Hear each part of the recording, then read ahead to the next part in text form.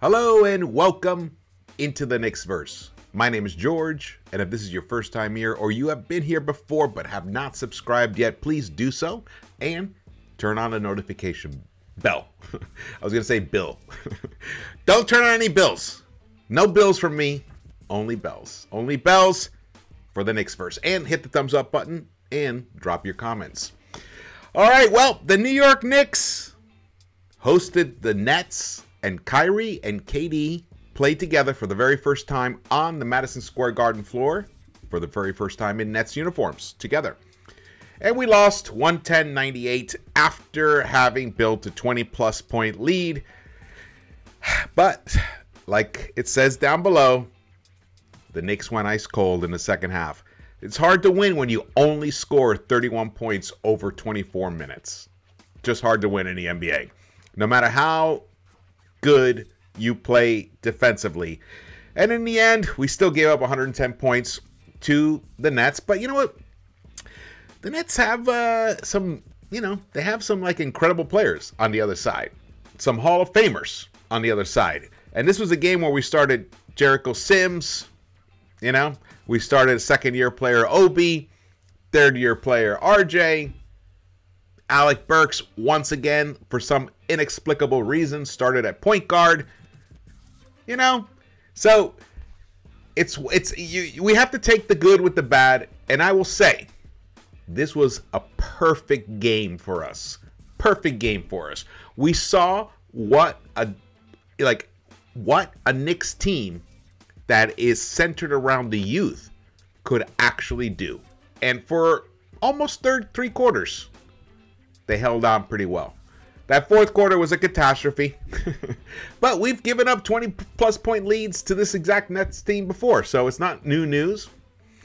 It's a bummer. It's a bummer, but the upside is the Knicks improved their chances in the lottery. Hopefully we'll hold on to that 10th spot, maybe get up to the 9th spot. Every spot helps. It increases your chances of getting into that top 4 when the actual ping pong balls are bouncing around and they pull out the actual final top 4 on May 17th. So let's keep our fingers crossed because that's what this was all about. Unfortunately, RJ Barrett did not have a good game. He had a very inefficient game, but so did Kyrie. So, that's what happens sometimes. You can see here, look at that big, huge lead that the Knicks had at one point. It's 20-something points. And they even extended it at the beginning of that third quarter. But then as the game went along, I think they just ran out of gas. The Knicks were depleted. There was no Quentin Grimes tonight, no Mitch tonight. And for some weird reason, Deuce only played, how many minutes did he play?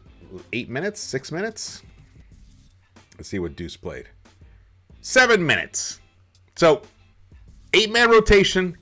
And one guy played 7 minutes. RJ played 45 minutes. And I've already fully explained how when RJ plays that many minutes, he is just totally inefficient. He did score 23 points, but it took him 27 field goal attempts to do that. He shot 2 of 11 from the three-point line, but still came through with 7 assists and 7 rebounds. But it was just not an efficient game for him. And defensively, I was disappointed in his overall defensive effort. Now he had to guard KD a lot of most of the night, but still, I just saw him at the end of plays, at the very end, right before the shot actually goes up. He almost just freeze frames. He doesn't continue the disruption of the shot. He doesn't keep putting the hand in the face or kind of body the guy up. He kind of just like pauses, and it's almost like, oh, you shot it? Almost as if he gave up on the play. I saw at least, just off the top of my head, 5 possessions like that resulted in scores. So that's something he's got to work out. Now, that could be just exhaustion. It could be that, but I think it's something else. He may have picked up some bad habits from someone else that's on the team that didn't play tonight. But I'm not going to go down that route. Not going to go down the route because this was a loss, but it was a win. That's right. We want the kids to play. We want the kids to be featured, and we want them to improve their chances in the lottery. So this is basically happened, but the Knicks could not even break the century mark today. 98 points. 98 points after scoring. How much did they score in that first half? Wow. Wow. Knicks scored 67 points in the first half and could only score 31 in the second half. That's a total, I mean, they just totally caved in. Totally caved in. Okay, one thing I want to point out right now is Obi Toppin's play. He actually looked the best out on the court for the Knicks tonight. He played 43 minutes, a career high, 19 points, just missed 20 points, just slightly. Only 5 rebounds, though. That's one thing that he definitely has to work on, but he did get 3 assists and shot 7 of 13, hit 2 of 4 from the 3-point line. So what we saw tonight from Obi, and you saw a lot of creativity from him, his ability to kind of snake his way through to the hoop and sometimes power his way through was there. Sometimes, did he quite not make it all the way? Yes. But more often than not, as you can see it right here, he delivered tonight. Gotta shout out Obi. Played a very, very good, productive game. And even played a good defensive game as well. He had three block shots. 3 block shots for our guy Obi. All right. We want to see more of that. But look, let's look at the, well, here, before we go to that, Tommy Beer tweeted this out. You know, I always love putting a Tommy Beer tweet out there. He puts things into perspective for us in such a beautiful way. Alec Burks started at point guard and played 37 minutes in the 80th game of a lost season and was a team worst -17 tonight. Deuce played 6 minutes. LOL. Yeah, well, I think he actually played 7 minutes. Here's the weird thing. So at the beginning of the fourth quarter, Deuce comes in, and I believe Patty Mills hits a 3, and Thibs pulls Deuce immediately, brings Burks back in. And at that time, I think the game was only a 2-point deficit. Or were we ahead 2 points? Let me hold on. Let me just confirm this for 100%. Because it was pretty, yeah, actually, we were ahead by 3. We were ahead by 3. It was 84-81 after that 3-pointer by Patty Mills. And then Alec Burks came in at the 10:34 mark. And the game was pretty much over at that point. Because then Durant made a dunk. There was some sloppy play back and forth. Kessler Edwards makes a tip-in shot to give them the lead. And then Durant made a 17-footer. Quickly did come back to tie it with a 3-point shot. Beautiful. But then Obi hit a dunk. Patty Mills came back with a step back 3-pointer to take the lead to take the score to 90-89. So you can see how we were wrestling back and forth. And this is like at the 8-minute mark. The Knicks were up by 1 point after Obi made a nice driving layup. And I believe that oh no, then Burks hit a couple free throws. But then Durant hit some free throws, and this is when it started to become, oh, RJ made a layup, even though he was totally inefficient tonight. As you can see, he shot 26%. 26%. On a night when this was a good time to make a statement. Everybody, the entire NBA was watching tonight. It was a nationally broadcast game on 2 different ESPN channels. One that was fantastic on ESPN2. It was the 75th anniversary one where they were interviewing different notable, great players and announcers from each different decade. It was awesome. It was like an awesome trip down, the history of the NBA. Hopefully they'll replay that. You guys can check it out if you didn't see it. Definitely highly recommend. So at around the 5, well, here's what it was. All right, the 5-something mark. Nets call a timeout. They were down 3. The 6:35 mark, down 3. And at that point, I think that's when the meter hit empty for the Knicks. They really just couldn't do much. They only scored 3 more points after that. So for the final For the final 7 minutes and 10 seconds of the game, the Knicks could only score 3 points. So, I mean, you know, is that Tom Thibodeau's fault? It is. It is. Because it's his.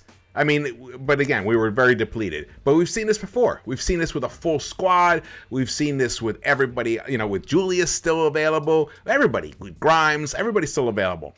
Even Cam. And we still lost games just like this.